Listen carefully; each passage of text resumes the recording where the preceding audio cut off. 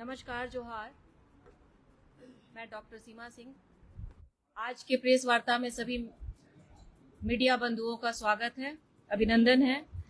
आज की प्रेस वार्ता को संबोधित करने के लिए हमारे बीच उपस्थित है जमशेदपुर पूर्वी की विधायक श्रीमती पूर्णिमा साहू जी। उनके बगल में हमारी पूर्व प्रदेश उपाध्यक्ष श्रीमती आरती कुजूर जी। उनकी बाईं तरफ प्रदेश प्रवक्ता सुश्री राफिया नाज जी। हमारी दाईं तरफ प्रदेश उपाध्यक्ष महिला मोर्चा श्रीमती बबीता झा जी। आज के इस वार्ता के लिए मैं अपनी जमशेदपुर की विधायक श्रीमती पूर्णिमा साहू जी से आग्रह करती हूं कि आज का संबोधन करें।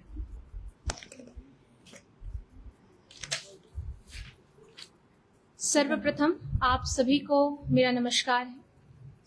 आज इस प्रेस वार्ता में हमारे बीच यहाँ पे उपस्थित हमारी आरती कुजूर जी, राफिया नाज जी, डॉक्टर सीमा सिंह जी, बबीता जी एवं यहाँ पे उपस्थित हमारे तमाम मीडिया साथियों को मैं इस प्रेस वार्ता में हार्दिक स्वागत करती हूँ और अभिनंदन करती हूँ। आज हम यहाँ एक बहुत ही महत्वपूर्ण विषय पर संवाद करने के लिए आपके समक्ष आए हैं। जैसा कि आप सभी जानते हैं कि 16 और 17 अप्रैल को संसद में एक ऐतिहासिक अवसर आया था। अवसर था देश की आधी आबादी को समान अधिकार देने का, नीति निर्माण में समान भागीदारी देने का। लेकिन दुर्भाग्य की बात है कि Congress, Samajwadi party, DMK, TMC, JMM सहित सभी जो विपक्षी दल की जो पार्टी है, उन्होंने इसका विरोध किया और महिलाओं के साथ विश्वासघात किया। हमारे देश के यशस्वी प्रधानमंत्री आदरणीय श्री नरेंद्र मोदी जी ने स्पष्ट रूप से सदन में कहा कि देश की आधी आबादी को उनका सम्मान देना, अधिकार देना, नीति निर्माण में समान भागीदारी देना उपकार नहीं बल्कि स्वाभाविक अधिकार है उनका। लेकिन इन विपक्षी दलों ने वर्षों से महिलाओं को ना सदन में ना ही विधान सभाओं में मौका दिया, बल्कि जब समय आया इन्हें मौका देने का, तब इनका जो महिला विरोधी चरित्र है वो सामने आ गया।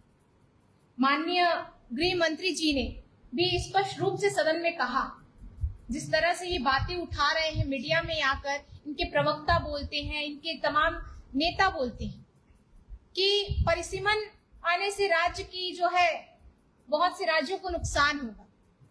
बल्कि हमारे गृह मंत्री जी ने स्पष्ट रूप से ये कहा, सदन में कहा, उनके बीच का कि परिसीमन से किसी भी राज्य को कोई नुकसान नहीं हो, बल्कि इसका उद्देश्य सभी को जो है समान रूप से, संतुलित रूप से, जनसंख्या के अनुसार संतुलित और न्याय संगत जो है आपको प्रतिनिधित्व सुनिश्चित करना है।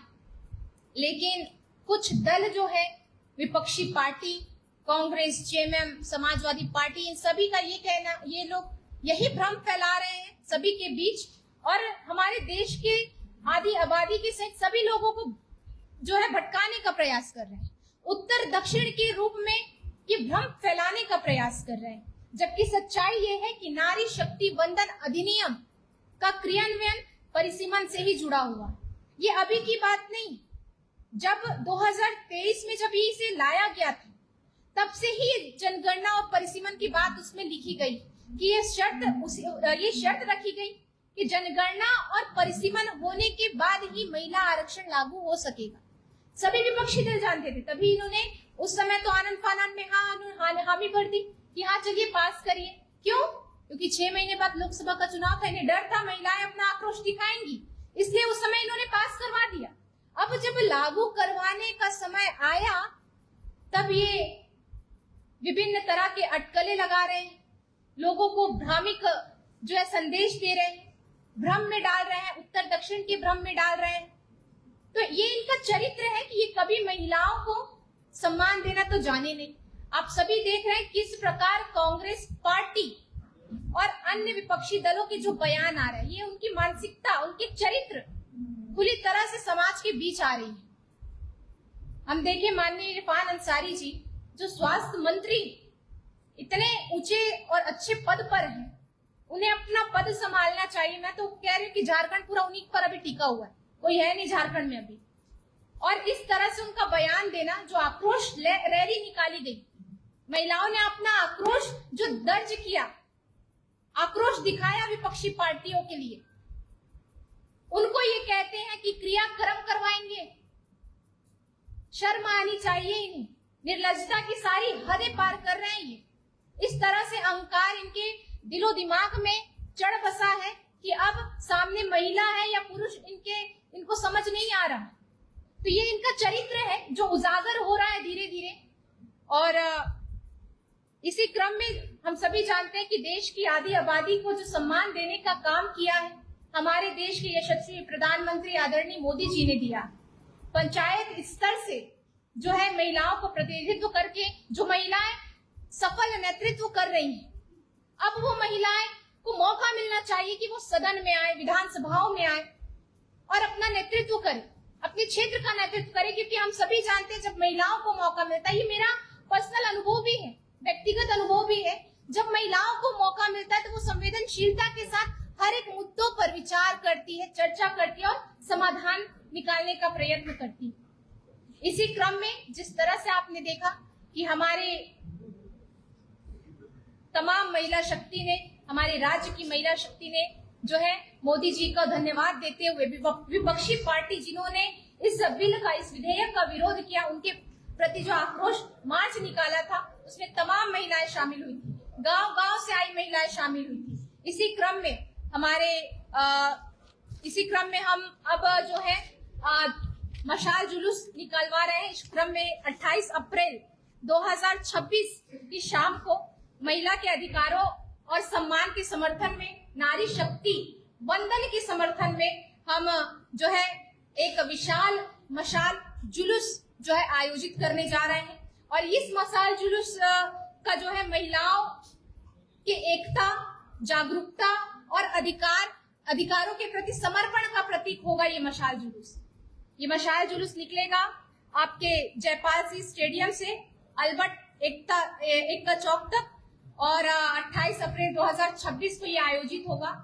मेरा यही कहना है आपके प्रेस मीडिया बंधुओं के माध्यम से कि जितनी महिलाएं इस प्रेस वार्ता को देख रही हैं, जितनी महिलाएं हमसे कनेक्ट हो पा रही हैं, मैं आप सभी से विनम्र रूप से आग्रह करती हूँ आप आए और इस आयोजन में जो है भागीदारी अपना सुनिश्चित करें, ताकि हम महिलाओं की जो शक्ति है, महिलाओं की जो ताकत है, वो हम ये विपक्षी पार्टी को दिखा सके।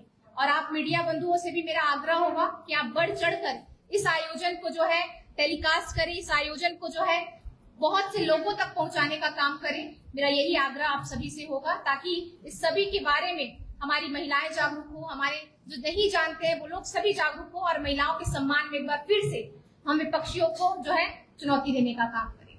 बहुत बहुत धन्यवाद। कोई प्रश्न?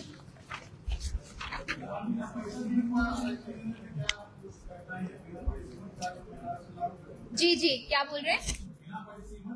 हाँ,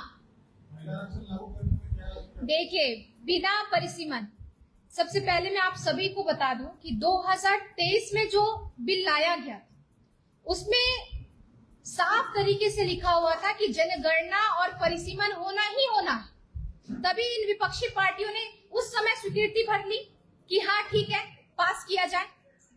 किया था कि नहीं किया था? आज ये प्रेस वार्ता करके सब बोल रहे हैं ना कि हमने तो उस समय पास करवा दिया था।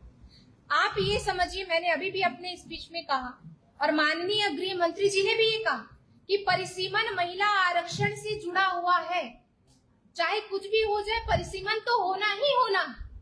जिस तरह से ये भ्रम फैला रहे हैं कि कुछ राज्यों का प्रतिनिधित्व कम हो जाएगा, ये भ्रम भी जो है इसको पूरी तरह से गलत साबित किया था हमारे गृह मंत्री जी ने भरी सदन में।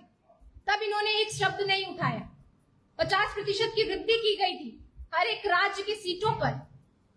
तो मुझे नहीं लगता कि किसी प्रकार से गलत किया गया। बस इनकी मंशा नहीं है कि महिलाओं को हम जो है प्रतिनिधित्व करने का मौका दें, एक अवसर प्रदान करें, क्योंकि इन्होंने तो कुछ किया नहीं है। सिर्फ जातिवाद और जो है आप तुष्टीकरण की राजनीति की है। विपक्षी में देखिए कह रहे हैं